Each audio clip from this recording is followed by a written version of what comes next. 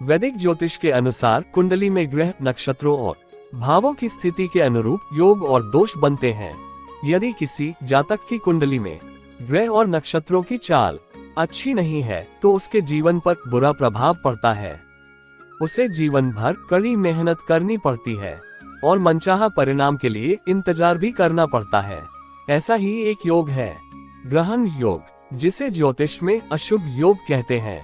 इस योग के निर्माण से जातक को जीवन में असफलता मिलती है और आर्थिक तंगी बनी रहती है। यदि किसी योग्य ज्योतिषाचार्य से सलाह लेकर इसके निवारण को जान लिया जाए तो आपकी परेशानियां कम हो सकती हैं। कुंडली में ग्रहण योग निर्माण कैसे बनता है? ग्रहण शब्द संस्कृत से लिया गया है। वैदिक ज्योतिष में राहु और केतु को सूर्य या चंद्रमा पर ग्रहण लगाने की जिम्मेदारी सौंपी गई है। सूर्य को इच्छा शक्ति का कारक और चंद्रमा को मन का कारक माना जाता है। जब किसी कुंडली के 12 भावों में किसी भी घर में सूर्य या चंद्रमा के साथ राहु या केतु में से कोई भी विराजमान हो तो ग्रहण योग बनता है।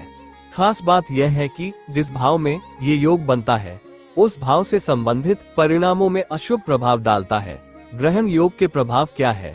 जिस तरह सूर्य ग्रहण लगने पर अंधकार छा जाता है और चंद्र ग्रहण लगने पर चांदनी खो जाती है, उसी तरह जीवन में ग्रहण योग बनने पर जातक के सभी कार्य रुक जाते हैं और कई बार कार्य पूरा होते होते अचानक से बीच में रुक जाता है। ऐसी स्थिति में ग्रहण योग बनता है। कुंडली में ग्रहण योग निर्माण से गर्भधारण करने में समस्याएं आती है और इस योग में पैदा हुआ जातक हमेशा बीमार ही रहता है।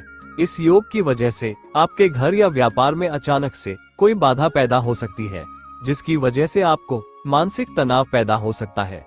आपके घर और व्यावसायिक परिसर में शांति और सद्भाव की कमी बनी रहती है और जब भी हम प्रवेश करते हैं तो हम नकारात्मक वाइब्स महसूस करते हैं। कुंडली में इस योग की वजह से आपके द्वारा किया गया परिश्रम भी आपकी मनचाहा परिणाम दिलाने में असमर्थ होता है। ग्रहण योग के कारण व्यक्ति को सही करियर चुनने में समस्याओं का सामना करना पड़ता है। कार्य क्षेत्र में ग्रोथ और इंक्रीमेंट प्राप्त करने में समस्याएं उत्पन्न होती है। पुरानी बीमारियां व्यक्ति को घेर लेती है। निराशा और अवसाद व्यक्ति के जीवन को बर्बाद कर देते हैं।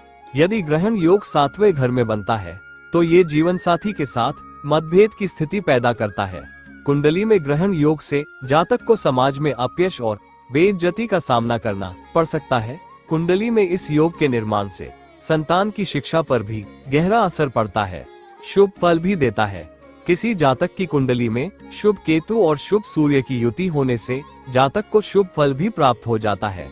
जातक को कार्य क्षेत्र में ग्रोथ, इंक्रीमेंट और प्रमोशन मिल सकता है एवं जातक को पुत्र रत्न की प्राप्ति हो सकती है। इसी प्रकार कुंडली में शुभ राहु के साथ चंद्रमा की युति शक्ति योग बना देता है। इस योग से जातक को ऐश्वर्य, सुख सुविधा, करियर में उन्नति, व्यापार में विस्तार तथा प्रभुत्व वाला कोई पद आदि की प्राप्ति हो सकती है। सूर्य ग्रह दोष से उपाय। सप्ताह के प्रत्येक दिन सूर्य को जल अर्पित करें। अविवाहित कन्या को लाल कपड़ा भेंट करें। रविवार को नमक का सेवन न करें। आदित्य हृदय स्तोत्र का जाप करें। महामृत्युंजय मंत्र का 1.25 लाख बार जप करें।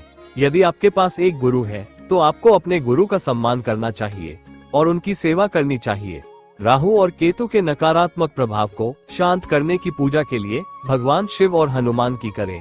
5 रविवार और अमावस्या के दिन आप प्रातः 10 बजे से पहले 1 पैकेट गेहूं के दाने और नारियल को बहते जल में अर्पित कर सकते हैं। चंद्र ग्रह दोष से उपाय। अविवाहित लड़की को सफेद कपड़ा दान करें। कन्याओं को खीर अर्पित करें। गायत्री मंत्र का जाप करें। महामृत्युंजय मंत्र का 1.25 लाख बार जप करें। आप पूर्णिमा के दिन उपवास कर सकते हैं और चंद्रमा को जल चढ़ा सकते हैं। सोमवार को शिवलिंग पर जल चढ़ाएं। सोमवार के दिन सफेद खाद्य पदार्थों का दान करें। इसके अलावा अन्य उपचार भी कर सकते हैं। आप अपने घर में पूजा स्थल पर सिद्धि यंत्र रख सकते हैं। आप घर पर महामृत्युंजय यंत्र, हनुमान यंत्र या राहु केतु यंत्र भी रख सकते हैं।